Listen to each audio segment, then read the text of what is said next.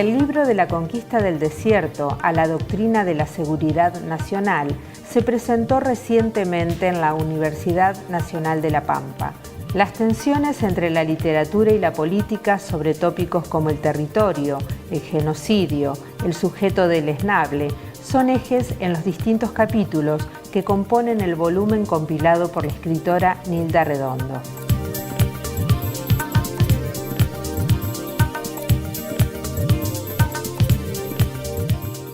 Hoy nos visita en Ulpan TV, en este espacio de entrevistas, Nilda Redondo, escritora, investigadora, compiladora del libro de la conquista del desierto a la doctrina de seguridad nacional, libro que se presentó recientemente en la Universidad Nacional de La Pampa, con otros autores, Patti.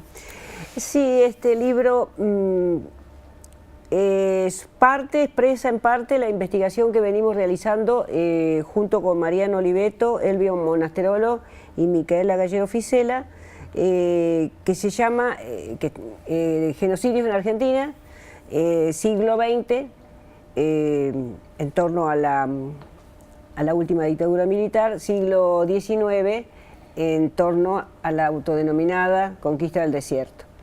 Y bueno, en este libro nosotros expresamos parte, como te decía, de la investigación, pero nos centramos mucho en la conquista del desierto, analizamos algunos textos que han constituido la versión oficial de cómo eran estos pueblos, como por ejemplo una excursión a los indios ranqueles, el propio Martín Fierro, que es el libro de José Hernández, que fue en la década del 20 por un intelectual funcional a la oligarquía, que era Leopoldo Lugones, fue consagrado el poema nacional, y sin embargo en ese libro también se expresa una imagen descalificadora de las poblaciones indígenas, y se celebra, sobre todo en la vuelta, que aparece en 1879, justamente, en la misma fecha de la avanzada final de Julio Argentino Roca hasta la isla Cholechuel, celebra la destrucción de las poblaciones indígenas, ¿no? Y también trabajamos con otro texto, como por ejemplo de Ceballos, de Estanislao Ceballos, que fue publicado en su primera oportunidad en 1884, que se llama Calfucurá y la dinastía de los Piedra, siempre con la tónica de cómo los procesos de genocidio no son solo el momento de la destrucción literal de los cuerpos, de la sociabilidad de esas sociedades, de su cultura, de sus bienes materiales, sino que también hay un proceso previo, largo, durante y con posterioridad de construcción de una imagen deleznable, decimos nosotros, de esas sociedades o de esos grupos, de tal manera que cuando se produce el hecho del robo de las tierras o de la destrucción de esa sociedad, parte de la otra sociedad lo desee profundamente, ¿no? Busca comprometer y buscar consensos también en el seno de parte de la sociedad para acompañar la destrucción de ese otro grupo, sector, en este caso las sociedades como las poblaciones indígenas, y nosotros establecemos una línea de comparación y en la comparación las diferencias con el proceso de persecución, exterminio y difamación de los distintos núcleos insurgentes, revolucionarios de la década del 70 del siglo XX en Argentina. Ahí hay lazos en común. Pensaba en esto del exterminio, pensaba en el genocidio, pensaba en la mirada del sujeto que ustedes mencionan como deleznable, ¿no? Y que aparece como un sujeto que es subalterno, que es mirado como el peligroso en estos procesos.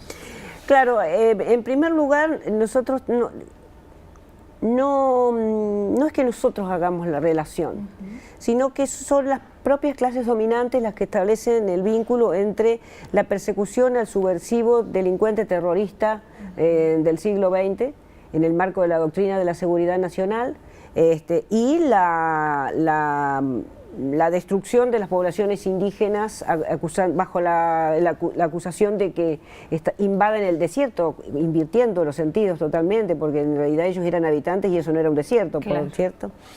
Ellos mismos establecen la vinculación y en este sentido debemos recordar que en 1979, durante la dictadura de Videla, se celebran justamente los 100 años de la denominada conquista de América, y la vinculación se establece, por ejemplo, en nombre de la civilización occidental y cristiana en los dos casos, ¿no? Siempre estas clases dominantes que construyen una nación para sí, los van a considerar apátridas, siempre los van a considerar por fuera de la patria. En el caso de las poblaciones indígenas, efectivamente ellos estaban por fuera porque son poblaciones preexistentes. Claro. Ellos son anteriores, muy anteriores a la constitución de los estados nacionales. Así que no tenía ningún sentido que los consideraran extranjeros, porque ellos eran otras naciones, claro. Ellos eran los verdaderos dueños de estas tierras. Vamos a continuar porque es un tema sumamente interesante y que además nos atraviesa como territorio pampeano, claro. Fundamentalmente, ¿no? En unos minutos continuamos en Ulpan TV.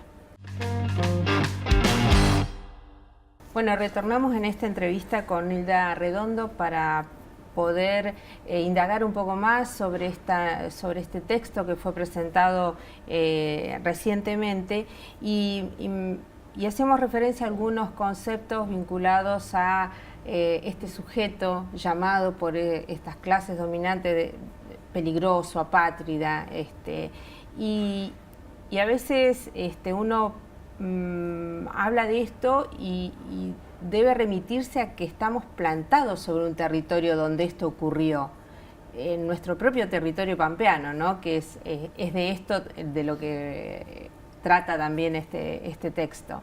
Sí, el viernes que la presentación las hicieron dos compañeros nuestros, uno de letras, que es José Maristani, y otro Roberto Pitaluga, de historia. Justamente Roberto citaba una parte del libro en donde nosotros decimos que somos habitantes, estamos en un lugar que está cerca de Lebucó y está cerca de Salinas Grandes, donde estaba Mariano Rosas, en Lebucó, donde estaba Calfucurá. Claro. Sin embargo, nosotros tenemos un tipo, los procesos genocidas son procesos de silenciamiento y de desvirtuación de la memoria.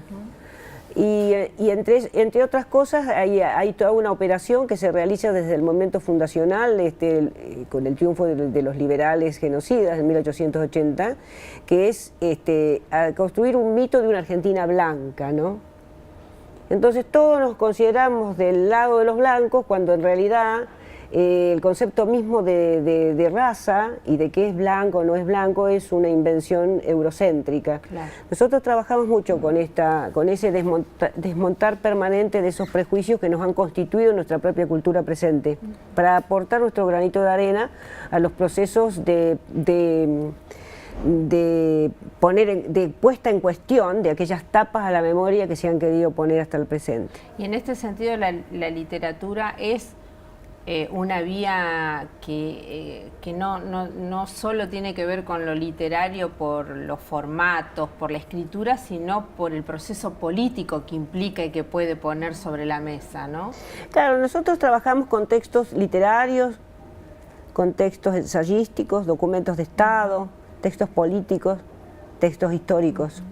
En esa confluencia y con esa mixtura trabajamos nosotros, ¿no? Y de ahí que de cada texto uno puede sacar, analizar la polifonía de los textos, de tal manera que en algunos de ellos vos puedas ver el murmullo social, las distintas tendencias ideológicas que se cuelan a veces en algunos textos, como es el caso de una excursión a los indios ranqueles.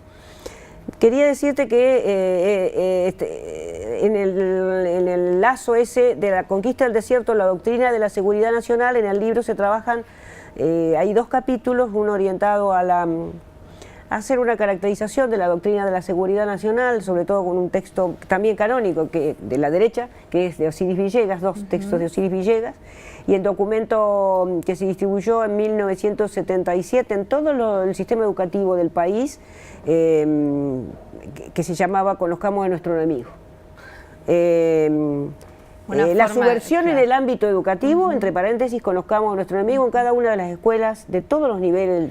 Pareciera que hay siempre como un leitmotiv, un siempre recrear esta línea, ¿no?, que atraviesa de las clases dominantes y cómo reconocer, entre comillas, al peligroso, al subversivo. Claro. Y esto, ya cerrando, ¿no?, esta entrevista, ¿se recrea con esto que ha sucedido de alguna manera con la desaparición de Santiago Maldonado y la lucha de los pueblos indígenas en la Patagonia? Sí, sí, totalmente. Está como fusionado en todo en el presente, ¿no? Aplastado.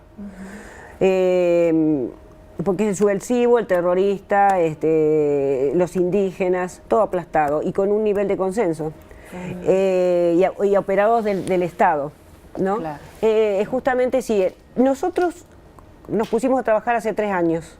No pensábamos que iba a tener esta actualidad en el momento que presentamos el libro, pero sí, obviamente que los procesos genocidas son procesos de largo plazo y actúan en el presente y contra ellos hay que litigar de manera permanente, ¿no? Bueno, Nilda, te agradecemos mucho la presencia en Ulpan TV y seguramente pueden acceder a este libro de la conquista del desierto a la doctrina de la seguridad nacional en la librería de la Universidad Nacional de La Pampa.